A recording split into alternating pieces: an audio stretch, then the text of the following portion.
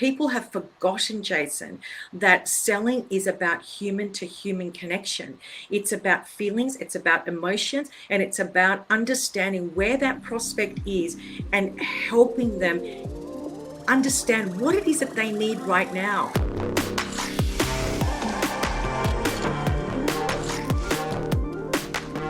Hi, everybody. This is Jason Marc Campbell, and welcome back to the Selling with Love podcast. Now, today's episode is going to be fantastic, particularly for those of you in a service-based business. And I'm even going to elaborate a little more for those of you who might be coaches, consultant, who are independent solo entrepreneurs, some freelancers. And really what we want to discuss is this idea about having a brand, maybe having a presence on social media, and what is the problem that happens when you don't focus on what is the key element that we're going to be talking about today, which is the commercialization of your brand. And the guest that I have today to speak more about this is Mary Henderson, who is an internationally recognized personal branding and digital business specialist. And she has helped countless people within these industries to really find a way to commercialize the brand that they're building and really creating an online business that allows them to scale, succeed, have freedom, help customers, and push their mission forward. Beautifully aligned with exactly what we want to discuss here on the podcast. She's also the founder of Lights Camera Action, which is an end-to-end online coaching program for these consultant service-based companies. And what we're going to discuss today is really what are the struggles that we have when it comes to working into the commercialization space, not just doing all the social, but really going deeper into how to build the business and converting this into a functional business. So it is with my great pleasure that I have Mary with me. Mary, welcome to the show. Thank you, Jason. Thanks for having me. I'm so excited. I can't wait. Well, we're going to be having a fantastic conversation because I was telling you just before that this is something I even struggle with. And it's interesting because most people see me, host of a podcast. I've done a ton of work with Mind Valley. I have courses as well. And when I went to put myself out there and do the commercialization, I'm even putting my book out on Selling with Love, there's still a discomfort. And I wanted to maybe just kick it off here. When it comes to this whole idea of building a business for your brand, why is it that we have more blocks than when it comes to just putting out social media content?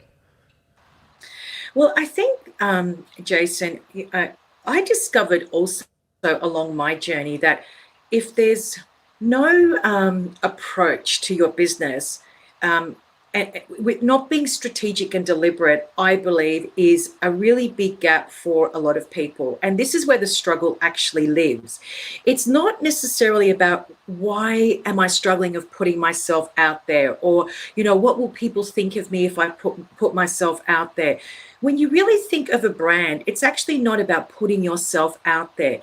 It's about a mission and a legacy that you believe without a shadow of a doubt that you can genuinely solve a problem, whether it be a human problem or a business problem.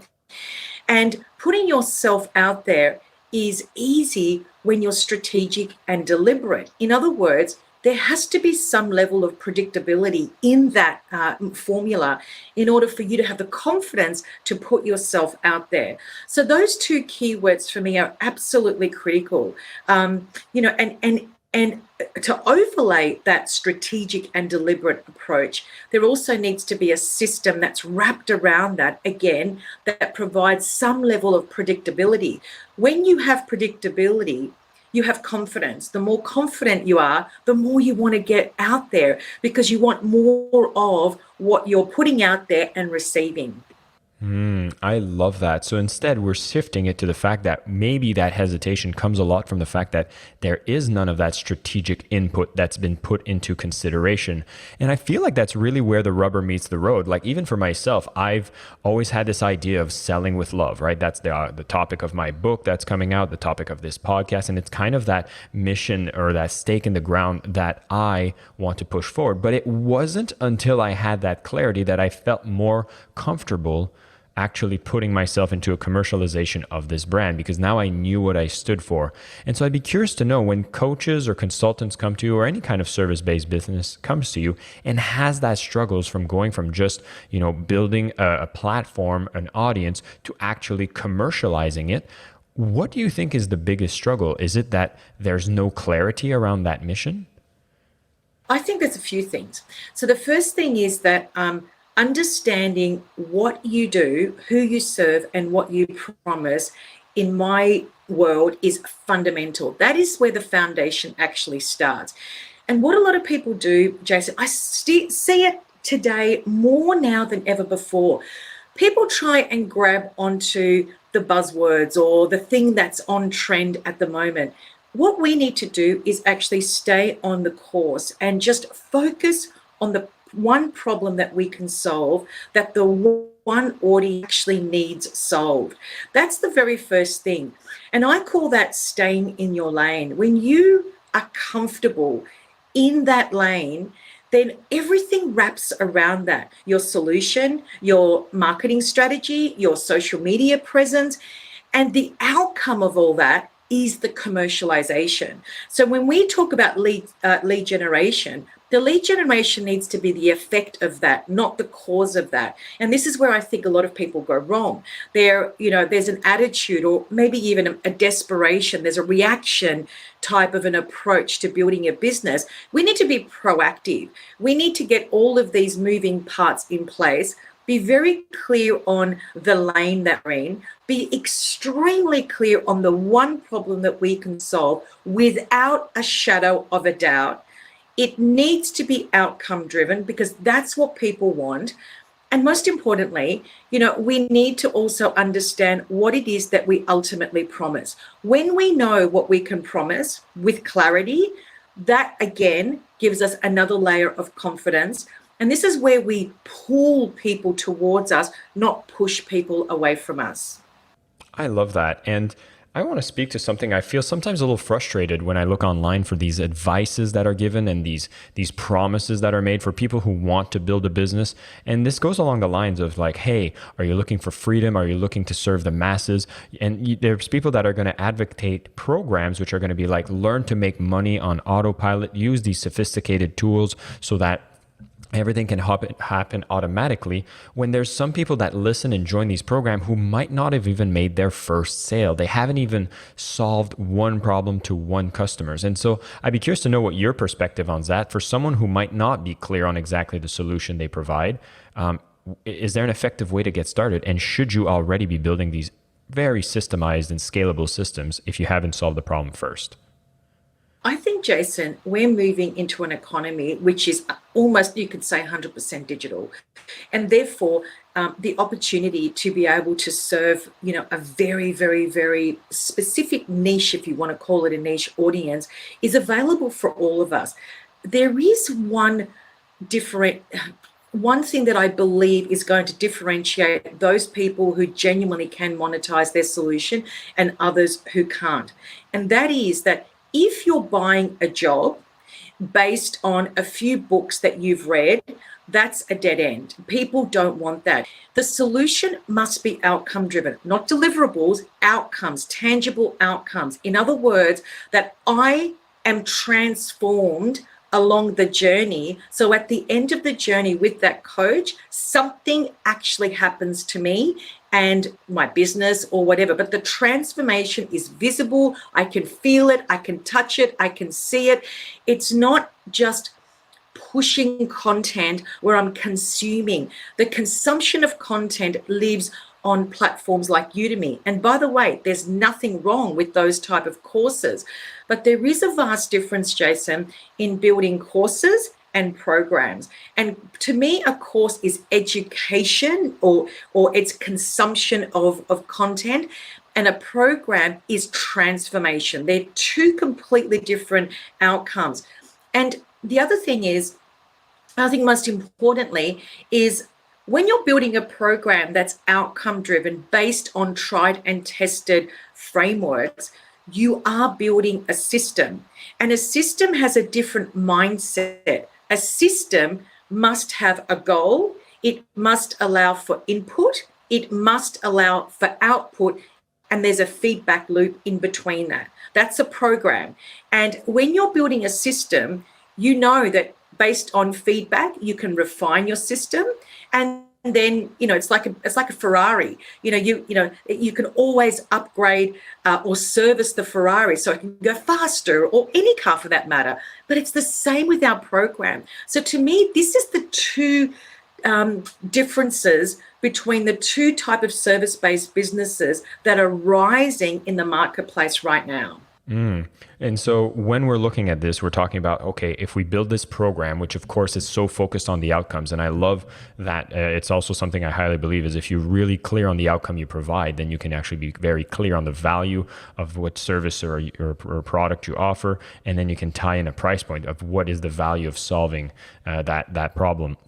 And so if somebody's lacking, self-confidence, like sometimes it's like, okay, I want to build a program, but I'm feeling a little underconfident about my solution. And I guess I want to make sure that this really brings it home for somebody who's maybe starting or at the beginning stages, and they feel intimidated by building these old programs because they haven't really put in the work and they haven't really worked with identifying the key people that they serve. Is this a typical type of person that walks through your doors? Absolutely. And, I just want to touch on that, Jason. That's actually a really great question. Typically people will start to unpack a course, let's just call it a course/program. And I always say to my clients, no, you can't start there. You've got to come back this way, and you have to define you, the human being, and who you are as a brand. What do you stand for? What are your values? What's the mission? What's the legacy? And really understand, what is your internal human inventory? What does that actually look like? Let's unpack your knowledge and your wisdom and your skill set, because a solution's not just based on skills. It is based on knowledge. It's based on wisdom. It's based on my life experience. It's based on my learnings. It's based on my corporate, a skill set, all of the above. And the key is to capture that information, that data, and then do something with that data. But you can't create a solution without actually understanding, who am I as a brand? How am I going to show up in the world? How does me as a brand, how am I perceived in the outside world? And how does that link into the solution that I believe that I can bring into the world? So once all of this inventory is unpacked into bite-sized pieces, then we can do something with that. And that's where we move to phase 2, which is the systemization of that inventory. There has to be a start to the journey. There has to be an end to the journey, which is what I call the promise. And when we can build that out into a solution that is 100% outcome, then we can digitize that solution and the assets and the customer experience and the online program, etc. Then the last stop is the commercialization. And that's there on purpose, because once all of those elements are unpacked, refined, defined, and implemented, then we go to commercialization, which is easy. And this is where sales comes into it, because then it's not a push strategy. You're creating multiple pull strategies across lots of different platforms. That's fantastic. And I love how you've actually got this tool, which is actually defining the promise. And I'd love to see if we could elaborate on that, because some people might wonder, whoa, what does that look like? And how is this a tool I could even use myself? Could you give an example maybe within your own company of how that promise is being defined so we could have inspiration on how to use this tool ourselves? The promise is always linked to, what does the client leave with at the end of the journey with you? So for example, when people work with me, their branding is fully dialed in, their messaging is fully dialed in with absolute clarity. All of their digital assets are built out, they're implemented, they're done, they're available, they're ready for commercialization. They end up with an online program. So all of these tangible outcomes, the client can touch them. I promise the client that when you work with me, I'm going to help you define your brand. I'm going to help you systemize your internal inventory, convert that into a multiple digital outcomes, and then also provide you with a layered lead generation strategy. But here's the thing, Jason, I think this is a really important thing. All of this can't happen if there are no supporting frameworks along the way. And it's the frameworks that actually push the client experience towards that promise. The client can see that every step of the way something's happening, and they can see that it's the image that they started with when they started working with you. Every step of the way they can see getting closer and closer to that end promise. So it's the tools, it's the workbooks, it's the frameworks that one must create in order to support the client's journey. And essentially what we're doing here is we're saying to the client, you don't have to figure out how to do it. I've already done that. All I want you to do is individualize that framework, make it yours, implement it, and create your version of what I'm offering. So to me, the frameworks are the aid, they're the support system, if you will, that pushes the client on that journey towards those outcomes. And with me, it's the same thing. Every step of the way, there's a micro outcome. It's tangible, micro outcome. All those micro outcomes become the one promise in the end. And I think this is where you've made the distinction earlier on about the difference between having a product versus having a program. And I think when to lay out and understand that if you're in the service-based business, you have to design this program, which is, I think the easiest one to put this in a tangible way is if you're hiring a personal trainer, for example, and then they're going to say, okay, well, week 1, we're going to work on these things, and then you're going to start seeing results and you're going to feel exhausted. And every single session that you do is very clear with the instructions of what to do. And when you do the work, the results shall come. And I think it's easy to think that, I can just throw up a course and people will figure it out. But that's not the reason people want to be handheld. They really want to be taken through with confidence, to have that trust built into the program that you create. And I think that's what makes it easier to be able to sell it. Because if you're not very clear on your outcome, if you're not really defined on the program, then, I feel like we use imposter syndrome as a crutch or an excuse a little too often, when what's missing is actually doing the steps that you speak about, which is making the promise and understanding that you have a program that supports that promise. Would you say that's an accurate statement? Oh my God, Jason, it's like you're in my body, because they're the words that I exactly use. I'm not joking. The thing is that you're absolutely right. Imposter syndrome is another disguise for fear. That is, I see this every day. But the thing is that the only reason we have imposter syndrome is because we don't have a clear-cut solution. We don't have a methodology. There's no system in place. A course is not a system. And when my clients design their system, the confidence that they have is unreal, because every aspect of their business ties back to that system.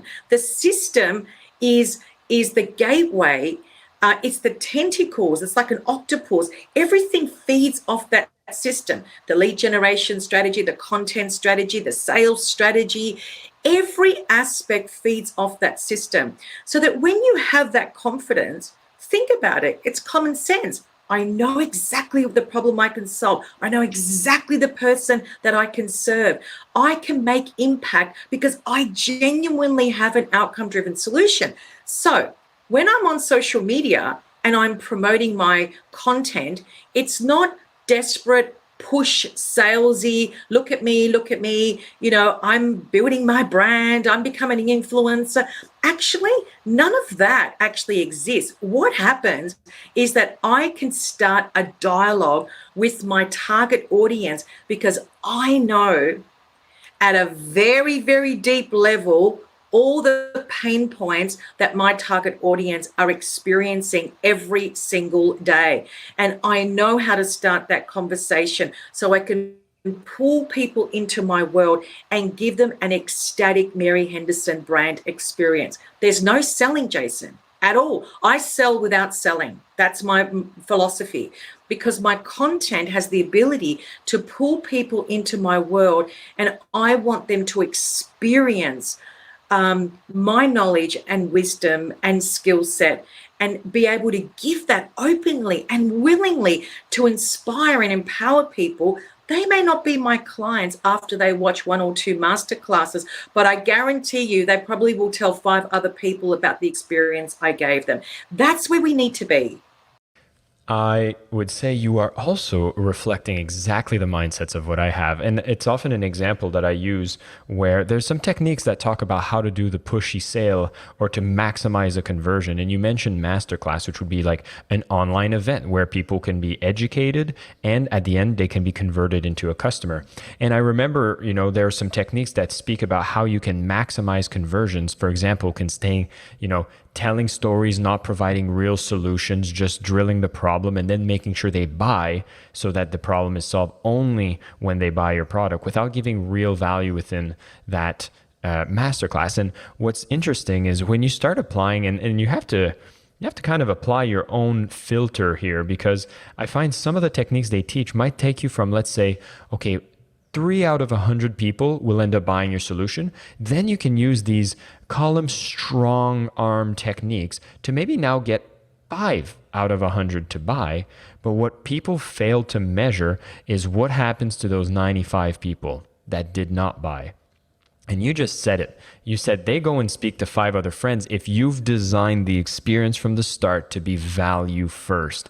And that's something I highly advocate for. And I'm glad that you have that same mentality. And I would say for everybody listening, this is going to be the next generation of effectiveness, because if you're still operating from a fear-based scarcity place of making your commercialization happen, you will not be able to stand out as a powerful brand that has trust and that gets people's attention, because you deserve it. You've given value first. And by the way, for everybody here that's loving the conversation so far and wants to connect with Mary, know that in the show notes, I'm going to put some links to some further resources so you can actually go and dig deeper on how you can take yourself to that commercialization aspect. But Mary, it's interesting. It's almost like the whole idea of commercialization is what you think people want, but what you truly need to give them is the step 1 of self-identity and the step 2 of programmization. So if you've done that, are there still some major elements we need to be aware of if we get to the point of commercialization?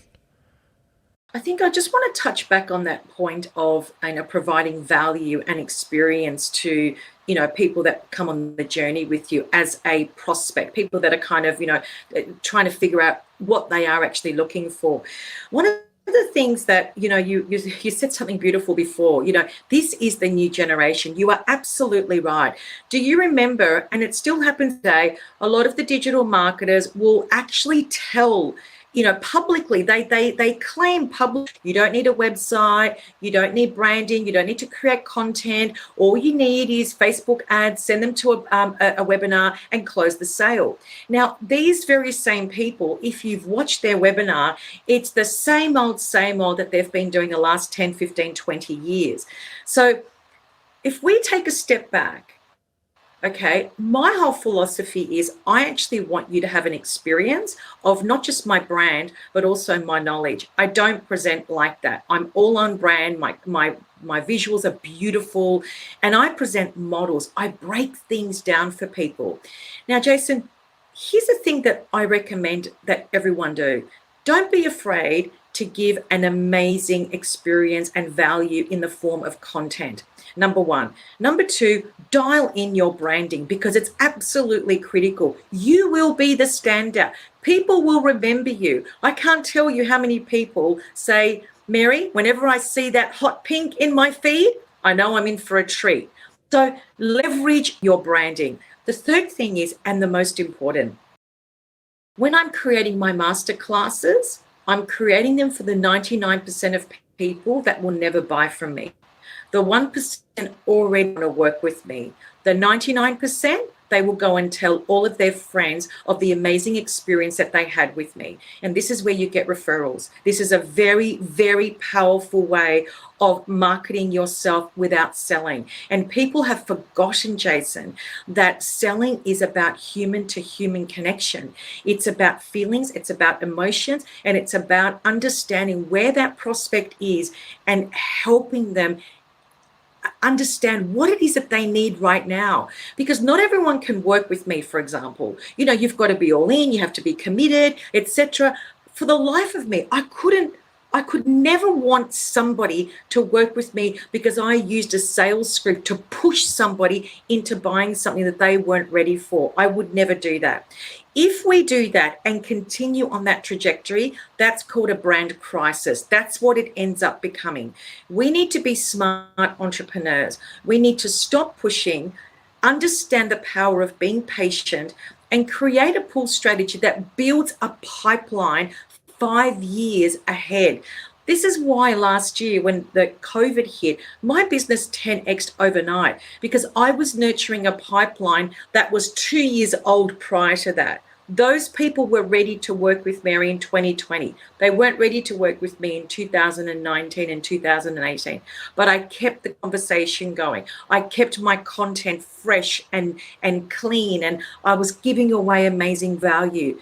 When we're talking about selling from the heart, these are the elements I believe that are required in order for you to be the standout compared to our competitors. So all of these elements that I'm sharing, these are all the things that we need to have in place in order to be seen, to be heard, to be believable, and to be trustable. Mary, you are speaking to the choir, and I think for all the listeners here, they would agree with you 100%. And again, just to wrap up on the previous statement, is just this is the path to commercialization. It flows effortlessly because you've decided to take a stand of being one of those operationals businesses that places heart and love at the center of it. And funny enough, I was actually reading a book that I felt like I had to read a long time ago, and I finally picked it up and went through it, which was called The Greatest Salesman in the World. And I was funny to see that even in this book that came out in the 60s, the number one tip that they say when you do sales or operate for anything in life is to come from the heart and to do it from a place of love. And we are finally getting the message. And I think, Mary, if people follow what you're doing, they're going to be doing some fantastic things. And I just wanted to thank you for joining me on this wonderful conversations. For those of you who have listened, we talked about what is the process of taking your brand and commercializing it. And we realized that there are some fundamental things that you should be working on to be able to get to a point where you are comfortable to commercialize. Impostor syndrome is there to tell you something. There is a fear. And now we need to go into what will reduce this fear. And as we discussed in this podcast, it's having some great self-awareness and self-identity. What is it that you provide? What makes you different? And then going out and understanding, who do you serve? How do you do it? And how do you build a program, not a product? And when you think about a program, where Mary really elaborated on how do you design the transformation that the people are going to have, which is based on the outcomes that they're looking for, and being tangible on that and really solving that problem for the people that are doing business with you. This is going to be key whenever you go through these steps, and realizing that once you've done this foundational work, the commercialization will become easy because you will be more confident, you will be more clear, and your clients are going to understand that when they do business with you, it is going to work. And if you operate from that place, the whole idea, this negative connotation that you might have with sales, is not going to be existing in your business model. You will be selling from a place of love, you will be selling from the heart, and you're going to have people come to you, which is a beautiful way to operate your business. Mary, once again, thank you so much for your time. This was a fantastic conversation. And for everybody who is listening, go into the show notes. You're going to be able to see all the resources that Mary has shared abundantly, which will get you going deeper on this journey. I am your host, Jason Marc Campbell, and this is the Selling with Love podcast.